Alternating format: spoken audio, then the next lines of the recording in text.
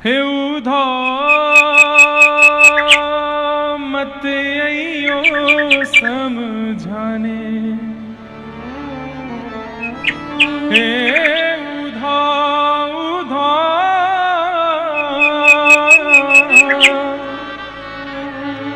मत अइयो समझाने, जाके कांटा लगे सो ही जाए। भगवान बोल रहे हैं मैंने उद्धव को भेजा था। जब 5-6 वर्ष निकल गए वृंदावन छोड़े हुए, मैं लौट करके नहीं गया, तब मैंने उद्धव को भेजा था कि उद्धव तू जा, व्रज गोपियों को, यशोदा मैया को, नंद बाबा को थोड़ा शांत कर किया। मुझे उनकी याद इसलिए इतनी ज्यादा आती क्योंकि वो मेरी याद में रो रहे हैं। तू बृहस्पति का शिष्य है, तू बहुत विद्वान है, तू मेरा मित्र है ना, चल जा। मैं तो नहीं जाऊंगा, मैं अगर गया तो वापस नहीं आ पाऊंगा ब्रज से, तू चला जा। ब्रजवासियों को थोड़ा समझा के आ, वो रोया ना करे मेरी याद में। और तब उद्धव जी वृंदावन गए, वेदों की ऋचाएं, ज्ञान की चर्चा कर रहे हैं उद्धव जी महाराज गोपियों के बीच में। तब गोपियां उद्धव से कहती हैं, हे उद्धव मत अइयो समझाने, हे उद्धव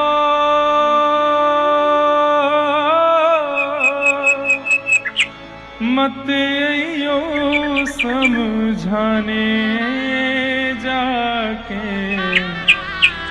कांटा लगे सो ही जाए, जाके कांटा लगे सो ही जाने।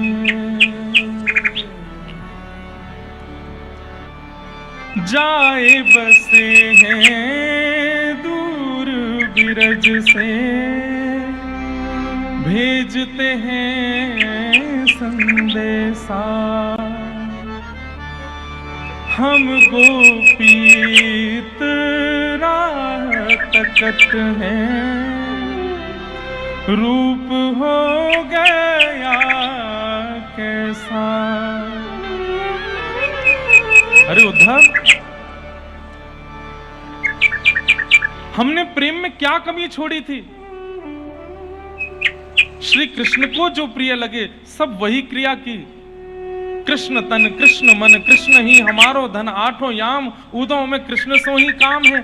पूरे व्रजमंडल ने 11 वर्ष 56 दिन अपने मन की कोई कार्य नहीं किए हैं, सब कृष्ण के मन से चले हैं।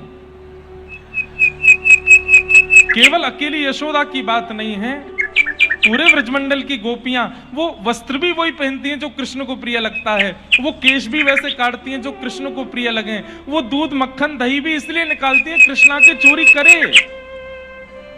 जब खबर फैलती है ना कि आज उस गोपी के यहाँ ठाकुर जी ने चोरी की, तो अन्य गोपियां बड़ी ईर्ष्या करती हैं, हमारे मक्खन में स्वाद कम था क्या, यहाँ क्यों नहीं आए, था क्या यहाँ क्यों नहीं आए।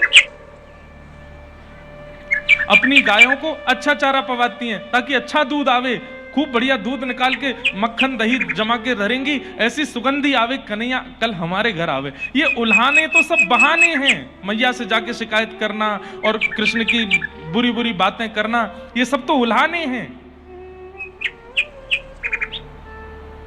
हमारे पूज्य पिताजी कथा में गाते हैं,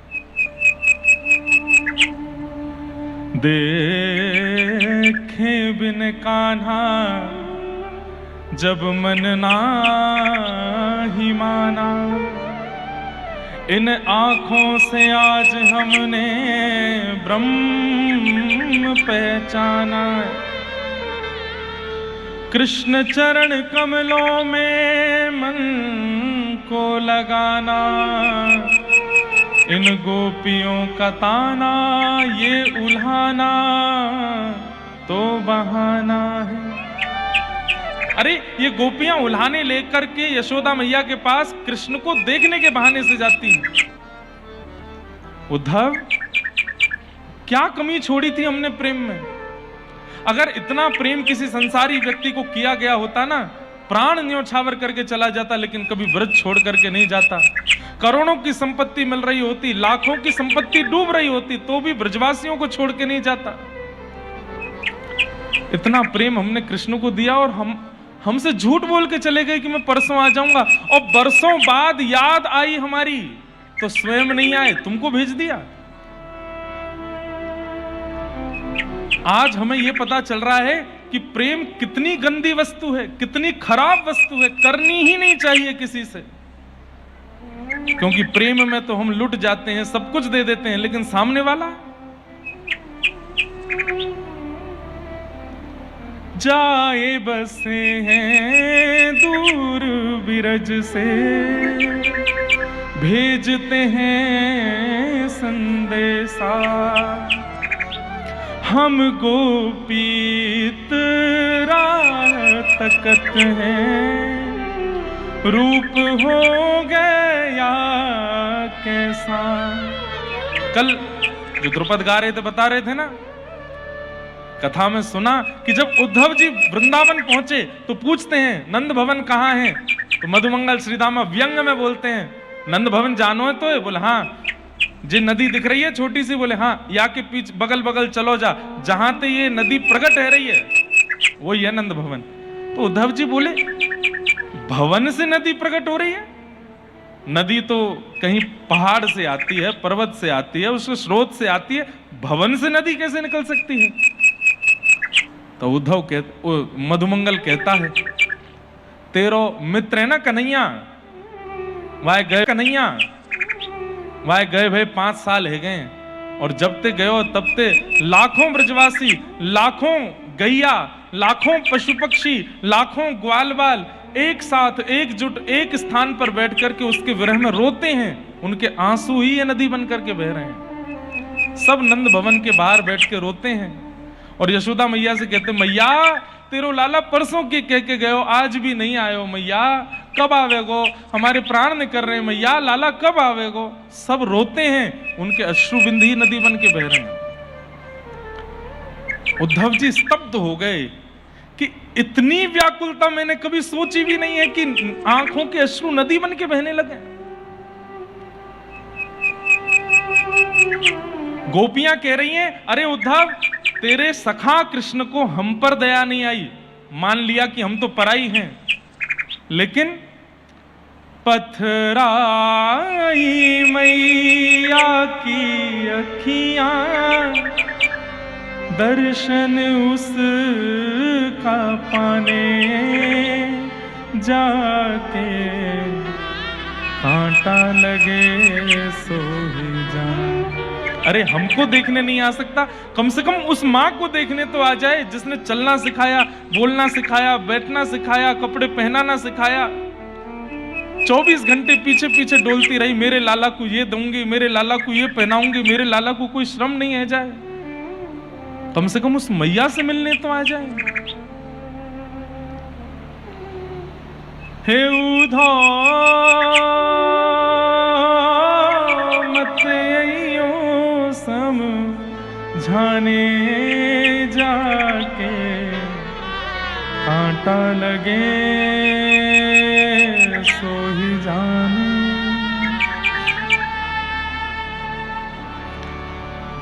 भगवान जब मथुरा गए थे ना बंधुओं, तो मोर मुकुट, वैजंती माला और वंशी तीनों वृंदावन छोड़ के चले गए। द्वारिका में ठाकुर जी ने कभी मोर मुकुट, हाँ ठाकुर जी राजा धीराज बन के बैठते हैं उसमें मोर पिच्छ लगाते हैं, लेकिन मोर मुकुट जैसा वृंदावन में पहना तिरछा वैसा ठाकुर जी द्वारिका में नहीं पहनते, वैजंती माला नहीं पहनते, और द्वारिका में ठाकुर जी वंशी नहीं बजाते। वंशी वृंदावन में छोड़ के गए ठाकुर जी। गोपियां कह रही हैं उद्धव तू वापस मथुरा जाएगा ना, ये ले उसकी सामग्री है, लेके जाना अपने साथ, क्या पता ये सब देख के उसकी इच्छा हो जाए यहां आने की। मोर मुकुट वैजंती माला उसको दी जो जाए, कहियो असुअंजल सो यमुना, खारी ना हो जाए। ले जाओ ये वंशी उधव, उसको याद दिलाने जाके, कांटा लगे सो ही जाने। हे उधव उधव, मत आइयो समझाने जाके, कांटा लगे सो ही जाने। लौट जाओ। उद्धव भगवान से कह के गए थे कि मैं शाम को आ जाऊंगा। ठाकुर जी छत पर खड़े होकर के वृंदावन की ओर देख रहे हैं और बार बार कभी इधर जाते उद्धव आ रहा होगा, उद्धव आ रहा होगा। शाम से रात हो गई, रात से फिर सुबह हो गई, उद्धव नहीं आए। ठाकुर जी जल्दी से स्नान करके तैयार होकर फिर से छत पे आके खड़े हो गए, उद्धव आ रहा होगा। नीचे द्वारपाल से कहते हैं, देखना वृंदावन के मार्ग पर देखो कोई रथ दिख रहा है क्या? नहीं नहीं ठाकुर जी कोई रथ नहीं है। ठाकुर जी बोले उद्धव कहां रह गया? 1 दिन 2 दिन 3 दिन 4 दिन नहीं बंधुओं 6 महीने निकल गए, उद्धव नहीं आए। और ठाकुर जी रोज छत पर जाते हैं, वृंदावन की ओर देखते हैं, मेरा उद्धव कहां चला गया? शाम तक की कह के गया था, अभी तक आया क्यों नहीं? और 6 महीने बाद दिखता है, ये लंबी दाढ़ी, बड़े बड़े जटा जैसे केश और भाव विह्वल नेत्रों से अविरल अश्रुधार गिर रही है। बृहस्पति का शिष्य उद्धव, जिसके सामने बड़े बड़े विद्वान नतमस्तक हो जाते हैं, वो रथ को छोड़ गिरता पड़ता और रोता बिलकता हुआ मथुरा आ रहा है। ठाकुर जी दौड़ करके गए और जाकर के उद्धव को हृदय से लगा, उद्धव क्या हुआ? उद्धव ये तेरी कैसी दशा हो गई? तू रो क्यों रहा है इतना? उद्धव चरण पकड़ के ठाकुर जी से कहता है, मुझे केवल एक वस्तु दे दो, आप वापस वृंदावन चलो। ये द्वारिका का राज्य, ये मथुरा का राज्य, ये पूरे ब्रह्मांड को कोई और संभाल लेगा। नाथ आप ब्रजवासियों से दूर मत जाइए। यशोदा मैया, नंद बाबा, ब्रज की गोपियां, श्री राधा रानी, क्या बिगाड़ा उन सब ने आपका? कितना प्रेम दिया आपको, क्यों चले आए आप उनसे दूर? इस उद्धव की झोली भर दीजिए, मैं चला जाऊंगा द्वारिका, मैं आगे की लीला आप कहेंगे तो मैं सह लूंगा, आप वापस वृंदावन जाओ। नाथ आपके योग्य वृंदावन से उचित स्थान पूरी ब्रह्मांड में नहीं है। वैकुंठ छोड़ दीजिए, लक्ष्मी जी को मैं मना लूंगा, इस ब्रह्मांड का पालन कोई और कर लेगा, मैं ब्रह्मा शिव से बात कर लूंगा, हम एक नए विधाता की रचना कर देंगे, नए भगवान की रचना कर देंगे, आप वापस वृंदावन चले जाओ, मत रहिए यहां। ठाकुर जी उठा करके उद्धव को हृदय से लगाते हैं, उद्धव मुझे बता तो वहां किसने क्या कहा?